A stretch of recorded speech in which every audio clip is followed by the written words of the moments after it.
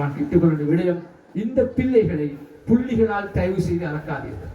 எங்களுடைய துரஷ்டவசம், எங்களுடைய கல்வியிலே உள்ள பலவீனம், புள்ளிகளால் பிள்ளைகள் அளக்கப்படுகின்றன.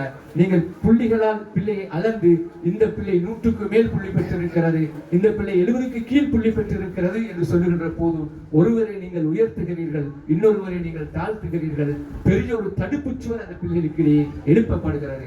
தயவு செய்து நான் கேட்டுக்கொள்கின்றேன், இந்த பெரும் தவறுகளையும் வகுப்பறையிலே நிகழாமல் பார்த்துக் கொள்வது ஆசிரியர்களுடைய பொறுப்பாக இருக்கிறது. இன்ஷா அல்லாஹ் 2026ஆம் ஆண்டு நடைமுறைப்படுத்த பார்க்கப்படுகின்ற இந்த புதிய கல்வி சீர்திருத்தமானது இந்த நிலையிலிருந்து விடுபட்டு இந்த மாணவர்களை திறன்மிக்கவர்களாக வளர்த்தெடுக்கும் என நான் நம்புகின்றேன். அந்த விதத்திலே இந்த வருடம் தரம் 5 மாணவர்கள் பாக்கியசாலிகள் 6ஆம் தரத்துக்கு அவர்கள் அந்த புதிய பாடத்திட்டத்துக்கு பிரவேசம் செய்கிறார்கள். இதுவரையும் புள்ளிகளால் அளக்கப்பட்டவர்கள் இதற்கு பின்னால் பல்வேறு திறன்களால் அவர்கள் அளக்கப்படுவார்கள். ஸ்லோ லேர்னர்ஸ், வெள்ள கற்போர் என்கிற ஒரு என்ன கல்வி இதற்கு பின்னால் இலங்கையினுடைய கல்வி வரலாற்றிலே இல்லாமல் ஆக்கப்படும். எல்லா பிள்ளைகளும் சமமாக மதிக்கப்படுவார்கள். நல்லோர் எதிர்காலம் இந்த பிள்ளைகளுக்கு அமையும்.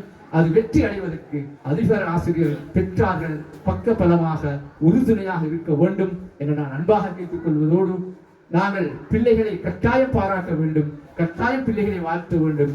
ஒருவரை பாராட்டுகின்ற போது, ஒருவரை நாங்கள் கௌரவிக்கின்ற போது, இன்னும் ஒருவரை அது தாழ்த்துவதாக, அது மட்டம் தட்டுவதாக அமையக்கூடாது என்ற அந்த எண்ணத்தையும் பதிவு செய்து எல்லா பிள்ளைகளையும் சமமாக வழிநடத்தி சமமாக கௌரவித்து இந்த பிள்ளைகளுக்கு நல்ல ஒரு எதிர்காலத்தை பெற்றுக் கொடுப்பதற்கு நாங்கள் அனைவரும் முயற்சி செய்ய வேண்டும் என நான் அன்பாக கேட்டுக்கொள்வதோடு, நான் ஆரம்பத்தில் சொல்வது போல இந்த பாடசாலையினுடைய வெற்றி அல்லது இந்த பாடசாலையுடைய எழுச்சி என்பது இந்த 3 தரப்பினரிடமும் தங்கியிருக்கிறது.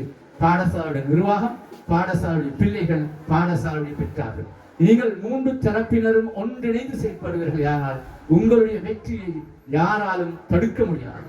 நீங்கள் ஒரு தரப்பினராவது பிரிந்து செயல்படுவீர்கள் ஆனால் யாரு இணைந்தாலும் இந்த பாடசாலையை தூக்கி நிறுத்த முடியாது என்பதை கருத்தில் கொண்டு இந்த 3 தரப்பினரும் உங்களை நீங்கள் இச்சைப்படுத்திக் கொள்ளுங்கள், உங்களை நீங்கள் அர்ப்பணித்துக் கொள்ளுங்கள், உங்களை நீங்கள் மாற்றிக்கொள்ளுங்கள்.